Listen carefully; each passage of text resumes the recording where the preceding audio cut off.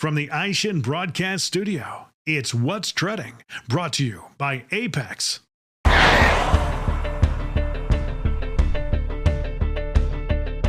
Hello and welcome to What's Treading. My name is David. I am the editor of Tire Review, and holy cow, it is the end of the year. You know, we produce a lot of content on this show, and I know it's hard to keep up. And so today I have the top 10 things I learned on this show this year for you. Let's check it out. Number 1. One of the highlights and keystones of BKT is we're the only tire manufacturer that actually has our own carbon black manufacturing plant. Approximately 30% of a tire's weight is carbon black, and we meet 100% of our requirements out of our own plant on that. And not only does this enhance our abilities for supply, cost, and quality, but it's greatly impacted our sustainability efforts that we want to showcase to those mines. Number 2. I think business is pretty simple. You see, I mean, whether you're selling, computers or glass tumblers or whatever, or tires, the business fundamentals don't change, right? You have to have something unique. You have to have a quality product. Without quality, people say, I've heard this statement multiple times from dealers, just give us something which is round and black. It doesn't work like that. I can give you round and black. Tomorrow you go and put it on my neck. It just doesn't work like that. So quality is absolutely important. Number 3. We're not adapting tires for another market to this market. We came out from day one to build and produce our applications for North America. Line haul tires in the United States are not something that are too prevalent anywhere else in the world. Construction tires, we have a lot of rules and regulations that maybe other countries don't have. 80,000 pounds. You have to have overweight permits. You have to make sure that the heat generation is taken care of. So compounding, tread designs, and also retreading, you have to, these tires are made to be retreaded. Number 4. Probably the biggest changes that we've had within the retread processes are the inspection processes that we have today versus then, where you were looking mainly visual inspections. Now you have chirography machines that are looking at any kind of air pockets within the inside of the tire. You have non-destructive electrical inspections that are looking for penetrations that aren't necessarily caught throughout a visual inspection. And then there's a whole lot of less manual work, right? I'm not carrying a tire from station to station. Most of the retread facilities now have a very nice monorail system in place to transport the tires. Presented from the Aishin Broadcast Studio at Babcock's Media. It's number 5. Hankook's North America president, Rob Williams, told me that the Ion Race tire is directly responsible for the technology being used in Hankook's passenger Ion tires. Now, no, it's not a one-for-one. There aren't too many everyday drivers getting close to 200 miles per hour out there, but when deciding how the company is going to develop an Ion line of tires, it's using what it learned and has proven here on days like this, on track day. So let's start with the construction of the Ion Race. Organic rayon, a semi-synthetic fiber, is common in racing tires and UHP tires, and the Ion Race is no exception. No need to fix what isn't broken.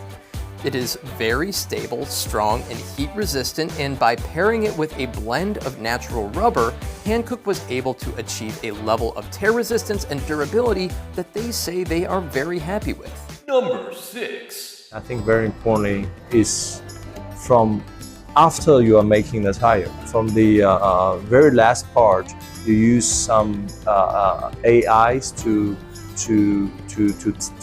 testing and for monitoring the status of the tires that you make.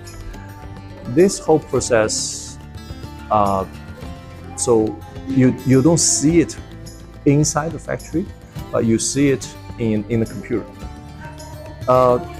That's what we want to do. The third perk to highly automated production, according to Shen, comes from a customer's perspective. We want to give the customers a clear view or a clear point that we are delivering with the best products with the best solutions and systems that we could give. In China, we do a lot of tracking of the tire, where the other tires are going. If anything goes wrong, what's the actual problem? We do a lot of these things. Number 7. The first thing to know is that we think that many consumers think all season actually means all weather, right? I mean, it's in the name, all seasons. The tire should perform in every season that I'm driving in, which includes, snow, rain, in dry weather. But yes, a lot of all-season tires do provide, decent performance throughout all seasons, but they're not necessarily meant for severe weather conditions. So a lot of all-season tires have pretty decent tread life warranties because that's basically a key need for majority of the consumers out there. But in order to gain tread life, the tire may sacrifice grip in cold weather. Number 8. We always say, if you love your people, if you love your team members, they'll love your customers, right? And so that's the ultimate goal. And that's the same person we look for in franchising. And we can pretty much tell if they really believe it, or if there's a walk the walk and talk the talk kind of a thing. So we want to, we really hold them accountable. It's not just about making money. It's about changing lives. That's the ultimate goal. Changing lives more than making money. Number 9. Customers who choose RT tires are likely the occasional adventurer who looks for performance in off-roading situations, while still needing a comfortable ride for their highway drive to and from work. How does a manufacturer like Sailun balance those seemingly opposite needs? I grabbed Sailun's manager of PLT in Canada, Dwayne Sawyer, who gave me the lowdown on the manufacturer's tire development process for the Road X RX Quest RT. So when we manufacture a tire, we get a lot of feedback. So we don't just go out and make a tire, develop a tire, and then give it to the marketplace. We actually use the marketplace to give us the feedback of what they're looking for.